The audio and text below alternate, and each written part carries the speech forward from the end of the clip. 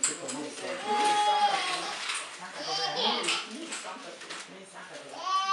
donc si les gens ont des téléphones ouverts, je veux vous prier.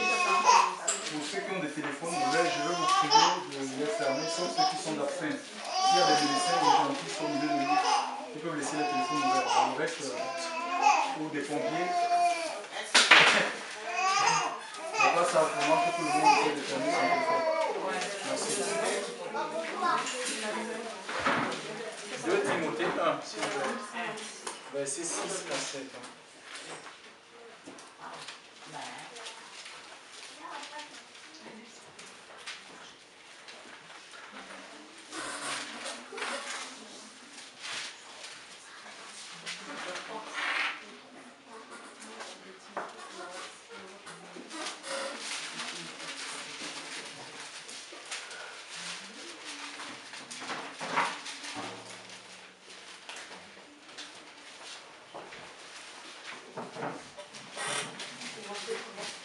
Timothée, 2 Timothée 1, verset 6 à 7.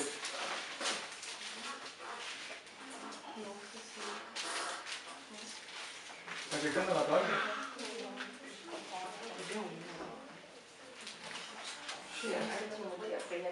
J'ai dit 2 Timothée 1. C'est la deuxième épître de Timothée.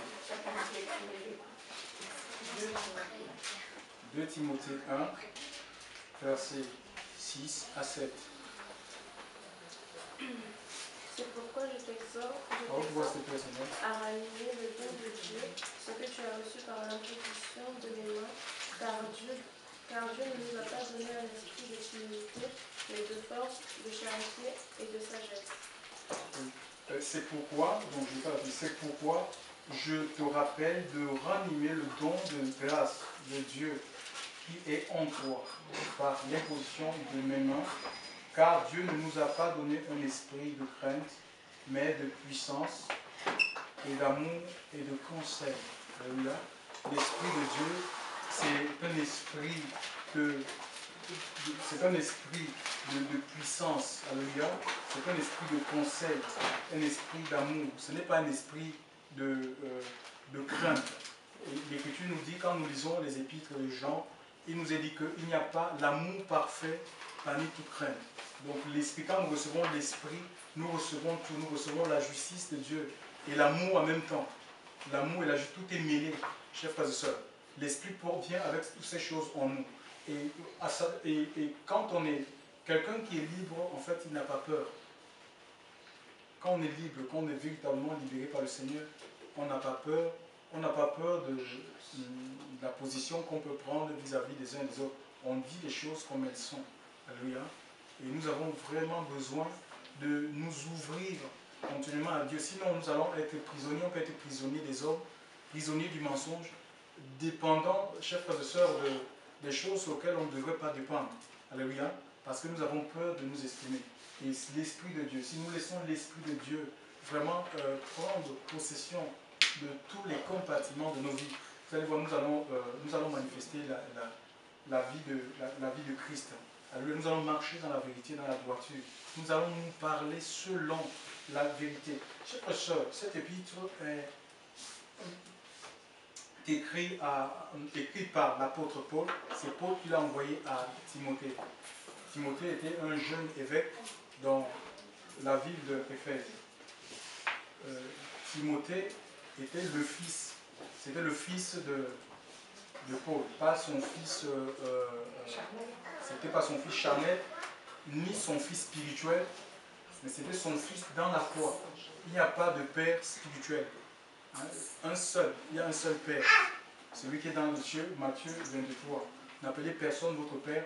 Un seul est votre père, celui qui est dans le ciel. C'était son fils, Paul était son père dans la foi. Et beaucoup aujourd'hui, les gens cherchent plus des pères spirituels.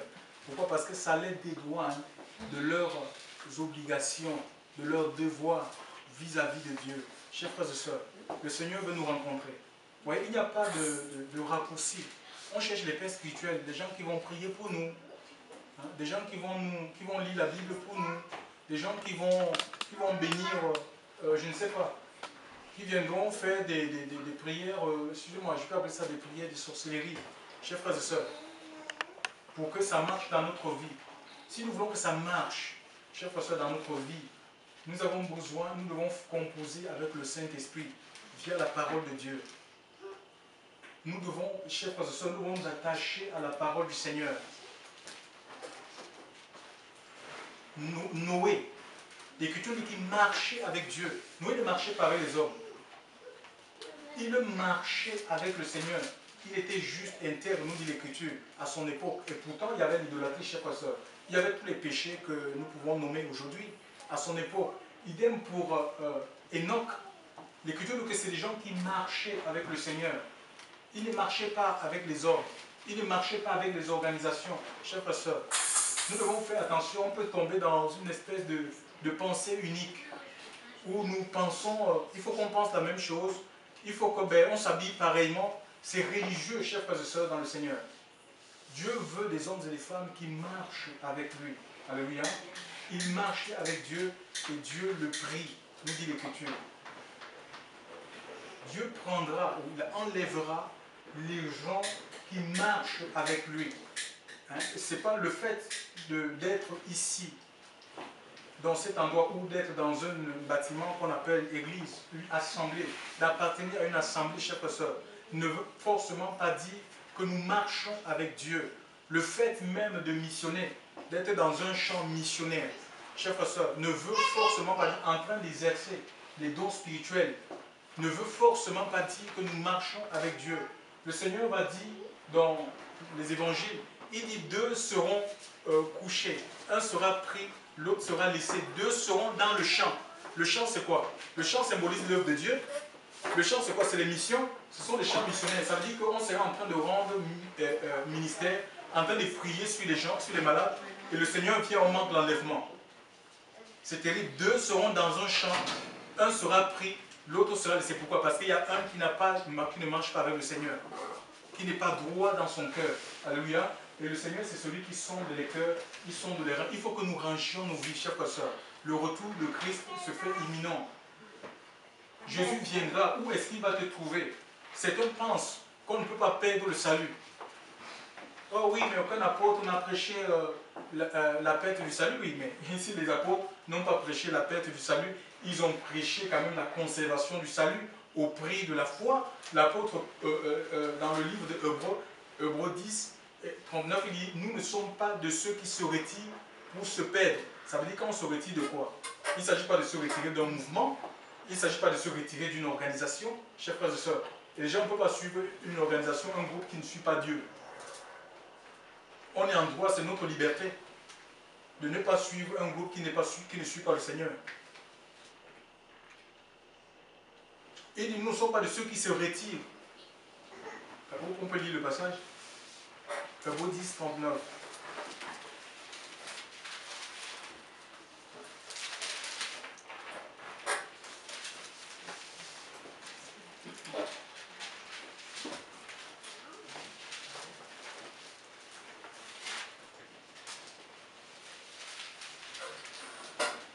Nous ne sommes pas de ceux qui se retirent pour se perdre.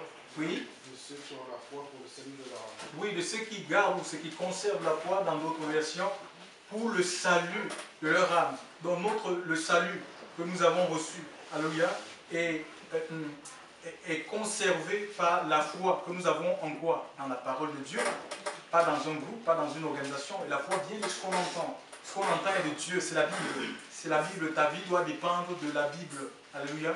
De ce que dit la Bible. Si on te donne des conseils qui ne sont pas en accord avec les Écritures, si on veut te pousser à faire le mal, tu dis mais c'est pas ce que la Bible dit. Si on veut te pousser à haïr les gens, tu dis non mais c'est pas la Bible plutôt nous parle de l'amour. Si on veut te pousser à la division, tu dis non mais le Seigneur me parle de la réconciliation. Chers frères et sœurs dans le Seigneur, on doit refuser tout ce qui est contraire. Alors, mais il faut de la puissance, nous dit l'Écriture. Alléluia. Il faut de la puissance pour se maintenir dans la vérité, chers frères et sœurs. Si tu n'as pas la puissance, tu seras emporté, tu seras dominé. Tu seras dominé par tes pulsions.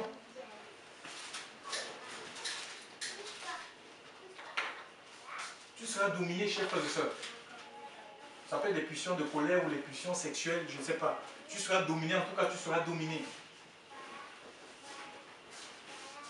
Rien d'autre que ta propre personne nous affranchit, Seigneur de Père. Mais Seigneur, le désir en chacun de nous, Seigneur, celui de grandir, Seigneur, de prospérer, Seigneur, le désir d'avancer, Seigneur, en eau profonde, Seigneur, Dieu avec toi, Seigneur, chasse de ce lieu, Seigneur, toute forme de confusion, Seigneur, la mauvaise compréhension de la foi, Seigneur Dieu Père, détruis les forteresses, Seigneur Dieu Père, abat, Seigneur, tout ce qui n'est pas de toi, tout arbre qui n'a pas été planté, Seigneur, par toi, Seigneur, soit déraciné, Seigneur, dans les cœurs, dans les vies, dans les esprits en ce matin, Seigneur Dieu, et que quelque chose de nouveau puisse se produire, Seigneur.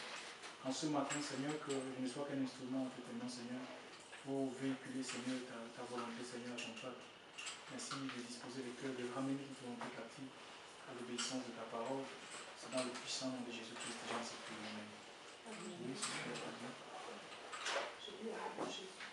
c'est pourquoi, rejetant toute souillure et tout résidu de méchanceté, recevez avec douceur la parole qui a été plantée en vous et qui peut sauver vos âmes. Et mettez en pratique la parole et ne l'écoutez pas seulement en vous trompant vous-même par le vain discours. Car si quelqu'un écoute la parole et ne la met pas en pratique, il est semblable à un homme qui regarde dans un miroir son visage naturel et qui, après s'être regardé, s'en va et oublie aussitôt comment il était. Mais celui qui aura plongé les regards dans la loi parfaite, la loi de la liberté, et qui aura persévéré, n'étant pas un auditeur oublieux, mais pratiquant les œuvres qui lui sont prescrites, celui-là sera béni dans son œuvre. C'est Jacques 1, à partir du verset 21. Nous allons ouvrir le livre de Timothée, s'il vous plaît. 2 Timothée 2, verset 6.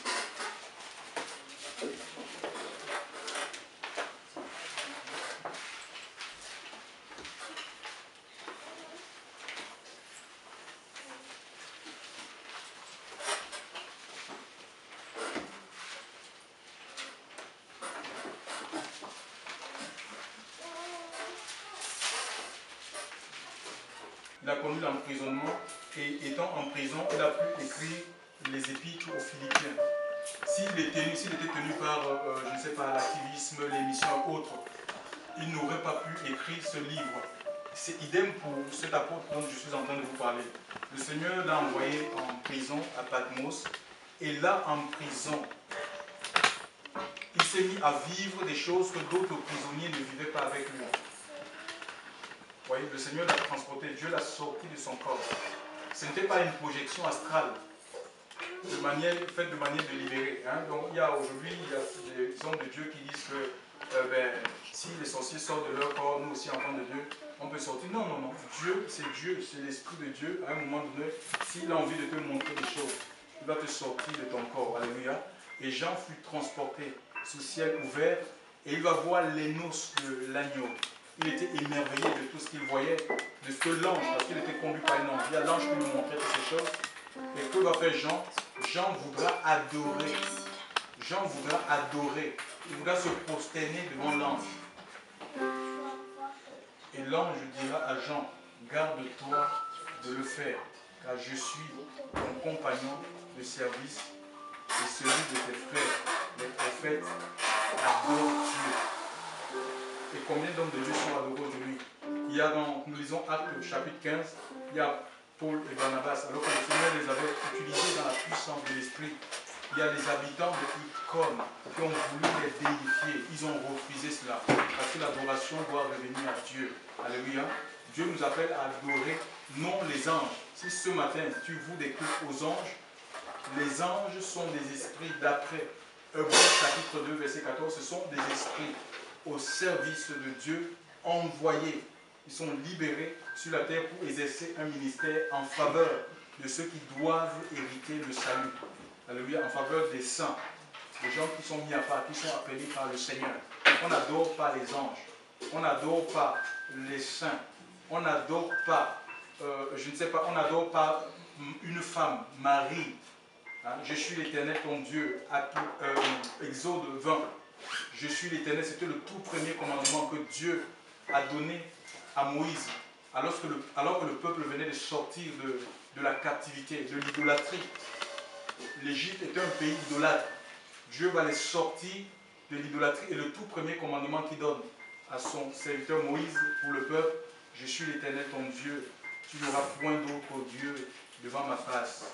Aucune représentation quelconque d'un homme, d'une femme, d'un animal, qu'il soit dans le ciel, sur la terre, plus bas que la terre, car je suis un Dieu jaloux qui punit l'iniquité des pères sur les enfants, de la 3e à la 4e génération de ceux qui m'haïssent. Ça veut dire que si tu adoptes l'idolâtrie dans ta vie, tu hais Dieu. Tu te constitues ennemi de Dieu. Dieu est tellement jaloux qu'il nous veut pour lui. Alors nous devons sortir de l'idolâtrie. Et l'idolâtrie, c'est plus qu'avoir des statuettes de Marie, des saints, des anges, chers frères et sœurs. C'est tout ce qui passe avant Dieu dans notre vie. C'est considéré comme des dieux. C'est de l'idolâtrie. Ça peut être l'argent. On peut être pris par l'amour de l'argent. Ça peut être le sexe. Tout ce qui passe avant Dieu dans notre vie. Là, on a mis des priorités. Si on a des priorités, ça peut être nos enfants, ça peut être notre mari, notre femme.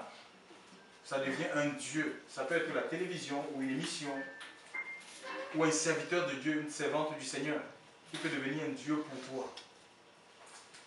Nous devons sortir de là. Nous devons adorer seul. Dieu doit être adoré. Seul Dieu doit être révéré. C'est ce que Dieu me demande de vous dire ce matin. Alléluia. Adore Dieu. Alléluia. Et il recherche des adorateurs. Alléluia. Pas qu'il adore n'importe comment. Pas qu'il adore dans la chair. Alléluia. Pas qu'il adore du bout des lèvres alors que le cœur est éloigné de lui. Chers frères et sœurs. Mais ceux qui l'adorent en esprit et en vérité. Alléluia. Et ça réjouit le cœur du Seigneur. Il va se manifester, il va se glorifier, il va agir, il va nous renouveler, chers frères et sœurs. Il va nous redonner la vie. Alléluia. Alléluia. Ainsi nous serons des témoins pour lui, là où il nous a placés. À lui soit pour la gloire. Libérons nos cœurs ce matin. Alléluia.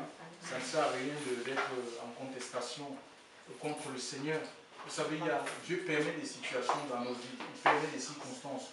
Dans nos vies, nous devons accepter sa Seigneurie, tout simplement. Alléluia. Nous devons accepter la Seigneurie de Dieu, le gouvernement de Dieu. Alléluia. Pas autre chose que son gouvernement. Seigneur, que ce que tu veux dans ma vie. Même si je suis éprouvé, même si je passe des situations que je ne contrôle pas, que je ne maîtrise pas, mais ma vie t'appartient. Je reste attaché à toi. Alléluia. Je reste attaché à ta parole. Je reste fidèle à ce que tu dis, aux promesses que tu as faites.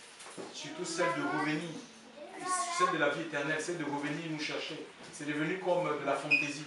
Même il y a des chrétiens qui ne croient plus à la vie éternelle. Ça ne date pas de nos jours. Chers frères et sœurs dans le Seigneur. Le Seigneur va venir et c'est les chrétiens persévérants qui seront enlevés. Alléluia. Il faut persévérer. À une église, l'église des Smyrnes. Le Seigneur va dire à cette église que le diable va jeter quelques-uns de vous en prison pour vous éprouver pendant 10 jours. Mais sois fidèle jusqu'à la mort. Alors je te donnerai la couronne de la vie. Donc le problème, ce n'est pas l'épreuve. Le problème, ce n'est pas la difficulté qui est en face de nous. Le problème, ce n'est pas les incompréhensions. Chers frères et sœurs, ce que Dieu veut, ce que nous ferons trouver fidèles jusqu'à ce qu'on meure, s'il n'est pas là. C'est-à-dire que nous devons mourir dans la foi. La foi vient de son enfant. Ça a de la confiance en Dieu, dans sa parole, ses promesses. Mais s'il est là, qu'il nous trouve veillants. Qu'il nous trouve veillants. Qu'il nous trouve attachés à sa parole. Pas attachés à un homme. Pas attachés à un bâtiment. Pas attachés à une organisation. Mais qu'il nous trouve attachés à sa parole. Attachés à ses commandements. Alléluia. Alors ainsi, nous n'allons pas manquer l'enlèvement. Que le nom du Seigneur soit béni ce matin et puis que son bon esprit nous conduise dans toute la vérité. Seigneur, je veux te rendre grâce encore ce matin, Seigneur, pour la liberté que tu nous donnes de partager tes oracles, Seigneur. Tu es grand, tu es puissant, tu n'as pas changé, Seigneur Dieu Père. Oh Dieu, tu n'as que des projets, des projets les meilleurs. Seigneur, pour nous, tu veux, Seigneur, que nous soyons épanouis, Seigneur, mon Dieu, mon Père. Tu veux que nous grandissions, Seigneur, en toi, Seigneur. Que nous avancions avec toi, Seigneur, dans la vie de l'Esprit. Notre Dieu, notre Roi, Seigneur. Que tout ce qui tente à nous retenir, Seigneur, en ce matin soit brisé, Seigneur. S'il y a des blocages, mon Dieu, mon Père. Si au milieu de nous, certains sont comme arrêtés, consumés, Seigneur, éteints, morts, Seigneur. Je prie que tu redynamises ton peuple dans le puissant nom de ton Fils et Jésus. Seigneur, que toute activité des ténèbres dans ce lieu soit détruit. Au nom de Jésus-Christ de Nazareth, Père, je proclame ton règne, Seigneur. Je proclame ta seigneurie, Seigneur, ce matin dans ce lieu. Que seul ton Esprit Saint nous conduise sur le chemin de la vérité, parce que tu es la vérité. Que ton nom soit loué, que ton nom soit adoré. Et tout ce que tu fais, c'est dans le puissant nom de ton Fils Jésus. Ainsi prié. Père, gloire à toi, Seigneur. Gloire à ton Seigneur. Seigneur, merci de consoler, de fortifier, Seigneur, d'encourager, Seigneur Dieu Père, de renouveler, Seigneur Dieu Père, ton peuple. Sois béni pour tout ce que tu fais, Seigneur. Merci, Père. Dans le nom de Jésus-Christ. Quand l'Esprit de Dieu habite en moi, je loue comme David. Quand l'Esprit de Dieu habite en moi, je loue comme David. Je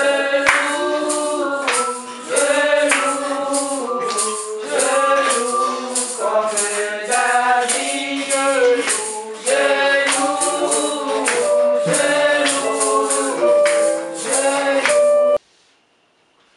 Quand on fait des erreurs, le Seigneur nous accorde la repentance. Il ne veut pas notre mort, il ne veut pas notre destruction, il ne veut pas qu'on reste dans cet état de péché. Chers frères et sœurs, il nous accorde la repentance et le changement. Il veut qu'on change. Alléluia. Il dit sinon, je viendrai à toi et je vais enlever l'esprit, parce que l'esprit de Dieu ne peut pas rester dans un corps qui se souille. Chers frères et sœurs, et on peut être, le problème c'est que on peut être, le but c'est pas de dire bon, on veut être on est une assemblée ou on est ici. Hein? Non, il faut que chacun puisse garder sa lumière là où il est. Il faut maintenir la flamme de Dieu. L'important ici c'est de maintenir la flamme de Dieu là où tu es, peu importe. Parce que les circonstances, ça autrefois, bon, j'ai demandé pardon à Dieu parce que autrefois on prêchait ça dans les bâtiments. On disait aux gens, non mais il faut être fidèle dans ton bâtiment, à ta place. Il faut que si le Seigneur vient, qu'il te trouve assis à ta place. Sinon tu ne seras pas enlevé, parce que si tu es chez toi, tu ne seras pas enlevé. C'est complètement faux. On s'est repenti de ce genre de message. Alléluia. Il est question de l'esprit de garder le sceau de Dieu. Peu importe l'endroit, parce que ici, là, il y a des gens qui sont éteints. Je ne veux pas désigner, parce que Dieu ne m'a fait pas le faire. Ils sont complètement éteints. Chers frères et sœurs, ils ont étouffé la flamme de Dieu dans leur vie. Vous voyez, donc, c'est pas de chanter. On peut chanter à une église, il va dire, l'église est ça, tu passes pour être vivant, mais tu es mort. On peut manifester les choses de l'esprit et qu'on est mort, on n'a plus l'esprit en nous, chers frères et sœurs. On est complètement éteint. Mais ce n'est pas le désir de Dieu pour notre vie. Et ressaisissons-nous, chers frères et sœurs. Si nous sommes concernés par ce message, on ne dit pas, ah non, mais on lui a dit, non, machin. Non, personne ne m'a dit, le Seigneur sonde les cœurs, il sonde les reins. La parole de Dieu est là pour rétablir l'ordre divin, pour rétablir la vérité. C'est une épée. Ça vient partager les choses de la chair, les choses de l'esprit. Ah oui, c'est impossible, chacun va rester chez toi. Mais est-ce que la relation est finie avec Dieu? Non. Il faut marcher avec le Seigneur. C'est ce que le Seigneur vous dit ce matin. Marcher avec lui. Laissez l'Esprit de Dieu vous conduire. Il vous conduira dans toute la vérité. Alléluia. Je t'exhorte à ranimer. Ce n'est pas pour nous, c'est pour chacun de nous. Dieu veut qu'on ranime continuellement, qu'on attise la flamme, chers frères et sœurs, que nous avons reçue. Qu'on ravive cette flamme. Qu'on maintienne la flamme en éveil.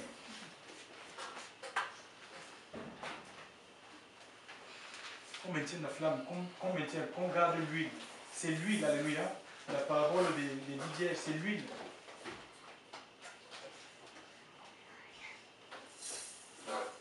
Et que le Seigneur nous aide ce matin, chers frères et sœurs, et remettons-nous vraiment. La sœur disait tout à l'heure que, en fait, dans le passage de Jacques, que Dieu ne veut pas des auditeurs oubliés. On passe du temps, on est seulement là à écouter, parfois on prêche, on critique. Pourquoi elle a dit ça? On prêche, on raisonne. Ça ne marche pas, chers frères et sœurs. On ne va pas changer comme ça.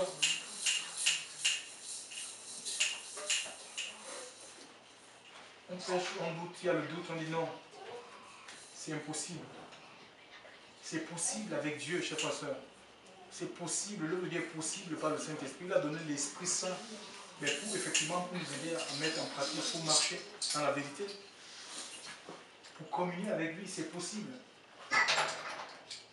Le Seigneur ne veut pas qu'on se contente seulement à écouter, et qu'on ne règle pas nos vies. Il donne la parole, chers frères et sœurs, pour éclairer nos vies, mais on ne reste pas à l'état illuminé. C'est pour qu'on passe des ténèbres à la lumière, chers frères et sœurs. Alléluia. Et nous allons être heureux, chers frères et sœurs. Nous serons en joie. Parce que l'Esprit de Dieu, c'est la joie. Nous serons la paix du Seigneur. Nous allons marcher dans l'assurance. L'assurance du salut, chers frères et sœurs. Nous n'aurons pas peur de nos lendemains. Alléluia. Mais ça, c'est des choses qui ne s'inventent pas. Il faut marcher avec le Seigneur. Que Dieu nous bénisse ce matin. Et puis qu'il nous aide vraiment à saisir sa main. Alléluia. À saisir la main. La grâce qui nous accorde beaucoup de désir, chers frères et sœurs, connaître ce que nous connaissons, vivre ce que nous vivons. Beaucoup de personnes. Mais ces choses sont empêchées. Alléluia. Saisissons la grâce de Dieu pour notre temps et notre génération. Réglons nos vies avant que le Seigneur ne vienne. Réglons nos vies. Il faut marcher, il est question de marcher avec Dieu. Il n'est pas question d'appartenir à un groupe, de marcher avec un groupe. Il faut marcher avec Dieu. Il faut conformer sa vie à la parole de Dieu. C'est ce que le Seigneur nous demande. Que Dieu nous bénisse.